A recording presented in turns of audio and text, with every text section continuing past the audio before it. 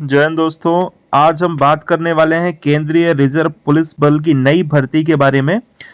तो आज का वीडियो शुरू करने से पहले जो इस चैनल पर नए हैं उनसे मेरा आग्रह रहेगा कि वो चैनल को सब्सक्राइब कर लें। तो हम देखते हैं केंद्रीय रिजर्व पुलिस बल की नई भर्ती, जो भर्ती 25/1/2023 जिसके लिए अंतिम तारीख है, और 4 जनवरी से जिसके फॉर्म भरना शुरू हो गए हैं।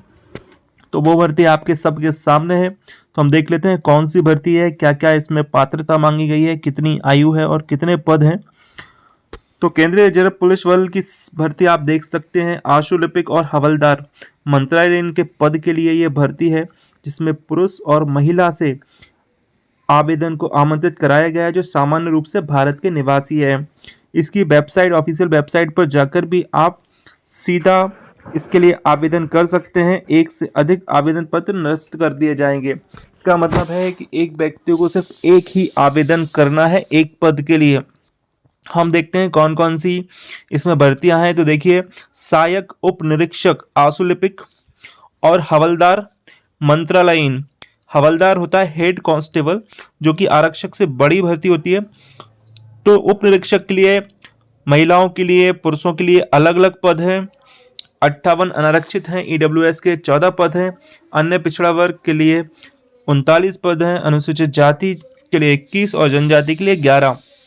इस तरह से टोटल 143 पद हैं। हवलदार मंत्रालय के लिए आप देख सकते हैं बहुत ज़्यादा 532 पद हैं। ईडब्ल्यूएस के लिए 132, पिछड़ा वर्ग के लिए 355, अनुसूचित जाति के लिए 197 और अनुसूचित जनजाति के लिए 99 पद यहाँ पर हैं। कुल मिलाकर 1315 पद यहाँ पर दिए गए हैं। हम देखते हैं कि इसमें किस तरह के नियम हैं। तो इस भर्ती में 7वां वेतन आयोग जो होगा वो लगेगा। जैसे देख सकते हैं कि हवलदार की भर्ती के लिए आपकी जो प्रारंभिक पे स्केल रहेगा वो रहेगा 25,500 से 81,100 रुपये इसका रहेगा, जिसका स्तर होगा 4th वेतन 4 स्तर का रहेगा। आगे हम देखते हैं कि आयु सीमा की गणना किस तरह से की जाएगी। इसके लिए आप सभी अभ्यर्थियों को यह जानना आवश्यक है कि 25/1/2023 को 18 से 25 के बीच में आयु होना चाहिए, यानी 18 से कम ना हो और 25 वर्ष से ज़्यादा ना हो। इसकी गणना अगर हम करते हैं तो 25 यानी 98 से पहले और 2005 के बाद जन्म ना हुआ हो। अनुसूचित जाति, अनुसूचित जनजाति और पिछड़ा वर्ग की श्रेणियों के लिए कुछ आदेश जो आयु में छूट संबंधी रहते हैं वो यहाँ पर काम करेंगे। इसके बाद हम देख लेते हैं कि शैक्षणिक योग्यता जो बहुत महत्वपूर्ण है। तो यहाँ पर शैक्षणिक योग्यता किसी भी बोर्ड से या विश्वविद्यालय से इंटरमीडिएट, जिसको हम 10+2 पद्धति से कहते हैं, या उसके समकक्ष यानी कि 12वीं की परीक्षा उत्तीर्ण होना आवश्यक है। इसके अलावा कोई अलग से योग्यता नहीं मांगी गई है। तो जो 12वीं परीक्षा पास 25 साल से कम उम्र के जो भी अभ्यर्थी हैं, जो भी हमारे छात्र हैं, वो सब इसमें आवेदन कर सकते हैं। बहुत अच्छी वैकेंसी है। सीधा सहायक उप निरीक्षक की वैकेंसी है और साथ में हवलदार की वैकेंसी। हवलदार का पद काफ़ी ऊंचा होता है। एक आरक्षक या सिपाही 15-17 साल की नौकरी करने के बाद उस पोस्ट पर पहुंच पाता है, जिसके लिए सीधी भर्ती ये आयोजित की जा रही है।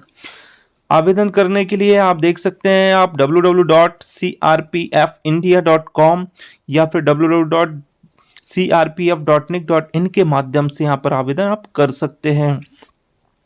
तो इसके लिए प्रोसेस दी गई है। रिक्वायरमेंट पर जाना है, व्यू ऑल है ना, मिनिस्ट्रियल स्टाफ और अप्लाई, इन सब पर जाकर आप 4/1/2023 से आवेदन करना शुरू कर सकते हैं।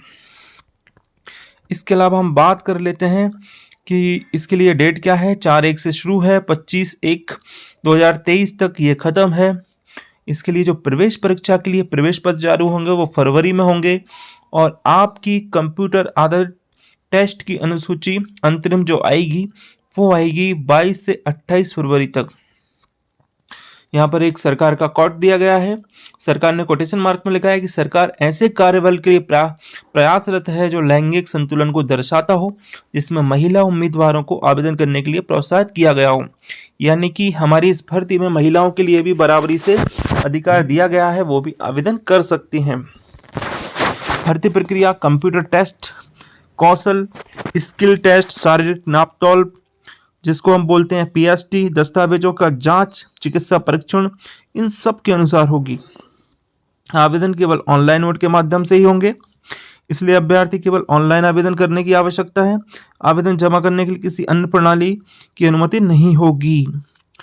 कंप्यूटर टेस्ट केवल हिंदी और अंग्रेजी में आयोजित होगा, यानी दोनों भाषाओं में वो आयोजित होगा। कौशल टेस्ट अंग्रेजी और हिंदी में आयोजित होगा, यानी कौशल टेस्ट आपका जो स्किल टेस्ट है और कंप्यूटर टेस्ट ये हिंदी अंग्रेजी में होंगे। कौशल टेस्ट या शारीरिक नापतोल परीक्षा, पीएसटी दस्तावेजों की सत्यापन, डीवी, विस्तृत चिकित्सा परीक्षण, पुनरीक्षण चिकित्सा परीक्षण जिसको बोलते हैं आरएमई, कंप्यूटर आधारित टेस्ट के आयोजन के बाद निर्धारित किया जाएगा। तो ये सारी चीजें हैं और वेतनमान का पहले से बता दिया गया है। और कोई महत्वपूर्ण चीज अगर होती है तो मैं अभी आपको बता देता हूं। ये देखिए पद का फिर से विवरण दे दिया गया है। हाँ, इसमें आरक्षण की अगर नियम की बात करें तो भूतपूर्व सैनिकों की 10% की सीटें इसमें से रिक्त रहेंगी। अनुसूचित जनजाति और पिछड़ा वर्ग के लिए केंद्र सरकार के द्वारा जो सीटें रिजर्व रहती हैं वो रहेंगी। राष्ट्रीयता की बात करें तो भारत का नागरिक, नेपाल का नागरिक, भूटान का नागरिक, यानी अंतर्राष्ट्रीय स्तर के लोग भी इसमें अप्लाई कर पा रहे हैं। आयु सीमा का पहले से मैंने बता दिया है। हाँ, ये केंद्र सरकार के द्वारा जो हमारे अनुसूचित जाति, जनजाति और पिछड़ा वर्ग के लिए छूट है तो वो 5 साल की छूट है और पिछड़ा वर्ग के लिए 3 साल की छूट है। भूतपूर्व सैनिकों के लिए सेवा को घटाने के बाद 3 साल की छूट है, जो सेवा कर रखी है उनके अलावा भी।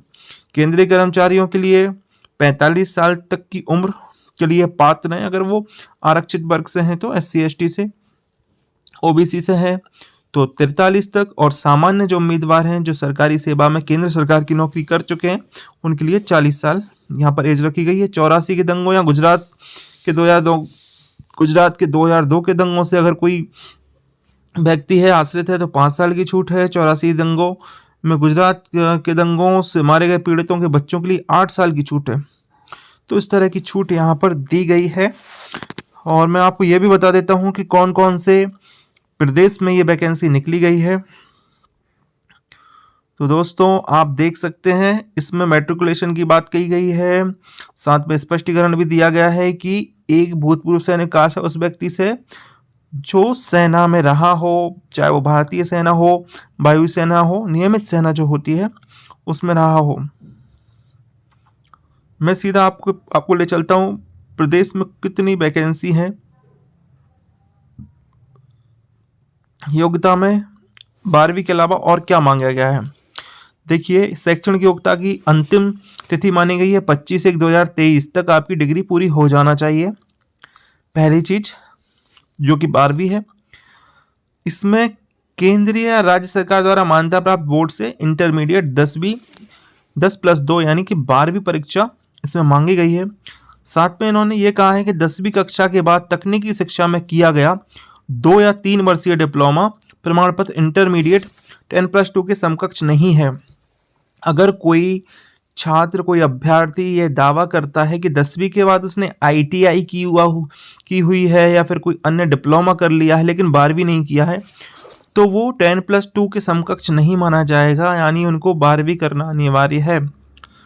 ठीक है, ये है। 12वीं के अलावा इन्होंने कुछ भी अलग से कोई योग्यता नहीं मांगी है। आवेदन आप ऑनलाइन करेंगे। शुल्क वगैरह 100 रुपये इन्होंने शुल्क रखा हुआ है सामान्य वर्ग के छात्रों से, बाकी सभी के लिए छूट दी गई है। अगर परीक्षा के केंद्र की बात करें तो अगर हम बात कर लेते हैं मध्य प्रदेश की कि परीक्षा केंद्र कहाँ रहेगा मध्य प्रदेश का, तो हम देख लेते हैं मध्य प्रदेश का परीक्षा केंद्र कहाँ रहेगा। देखिए ये आ गया है हमारा मध्य प्रदेश। तो दोस्तों मध्य प्रदेश का भोपाल, इंदौर, जबलपुर, हाँ इसके अलावा भी अगर कुछ है जी, तो मध्य प्रदेश का भोपाल, इंदौर, जबलपुर ये परीक्षा केंद्र रहने वाले हैं। ये यहाँ से परीक्षा केंद्र आपके भोपाल, इंदौर, जबलपुर ये रहेंगे। बाकी ये दूसरे राज्य के हैं। इसके अलावा भी है सतना, उज्जैन, बिल्कुल। तो साथियों सतना और उज्जैन भी इसमें आपके परीक्षा केंद्र रहने वाले हैं। ठीक है, परीक्षा में कितने पेपर होंगे और कितना समय उनमें दिया जाएगा। तो आप देख सकते हैं ये परीक्षा में कंप्यूटर आधारित टेस्ट जो होगा 100 वस्तुनिष्ठ प्रश्न इसमें आएंगे, यानी कि ऑब्जेक्टिव टाइप के प्रश्न आएंगे। 22 से 28 फरवरी को ये पेपर होगा, जिसमें आपको हिंदी भाषा या अंग्रेजी भाषा वैकल्पिक है, हिंदी भी ले सकते हैं आप, अंग्रेजी भी ले सकते हैं। 25 प्रश्न होंगे, अधिकतम 25 अंक होंगे, 1 नंबर का एक प्रश्न होगा। सामान्य योग्यता यानी सामान्य ज्ञान, सामान्य बुद्धिमत्ता और मात्रात्मक अभिक्षमता, तो ये सभी 25 25 25 यानी कि 4 पेपर 25 नंबर के, टोटल 100 नंबर, 90 मिनट आपको समय दिया जाएगा। माइनस मार्किंग भी है दोस्तों, यहाँ पर 0.25 यानी 4 प्रश्न अगर गलत करते हैं तो 1 नंबर आपका काट लिया जाएगा। ठीक है, तो इस तरह का ये पूरा पेपर है। अगर हम बात करते हैं हवलदार मंत्रालयीन के लिए, तो उसमें आपको कंप्यूटर का कौशल मांगा गया है। 10 मिनट में 80 शब्द के हिसाब से आपको टाइपिंग करनी होगी। प्रतिलेखन समय कंप्यूटर पर अंग्रेजी में 50 मिनट या हिंदी में 65 मिनट दिया जाएगा, ये आपसे करवाया जाएगा। कंप्यूटर पर 35 शब्द प्रति मिनट की गति आपकी आनी चाहिए अंग्रेजी में, या कंप्यूटर पर न्यूनतम 30 की गति आनी चाहिए हिंदी में। तो इसका अभ्यास कर लें आप। अभी आपके पास 1.5 महीने हैं, अगर आपके पास पहले से आपने अभ्यास किया हुआ है तो वो कर सकते हैं, क्योंकि वो टेस्ट होगा, लेकिन अलग अलग पदों के लिए होगा। अगर आप हवलदार के लिए कर रहे हैं तो उसमें आपको कंप्यूटर का टाइपिंग का टेस्ट देना होगा। तो ये सारी चीज़ों का आप ध्यान रखें और आवेदन करें, तो निश्चित रूप से आपको सफलता प्राप्त होगी और एक बहुत अच्छी जॉब आप प्राप्त कर पाएंगे। जय हिंद, जय भारत। तो बने रहें हमारे साथ।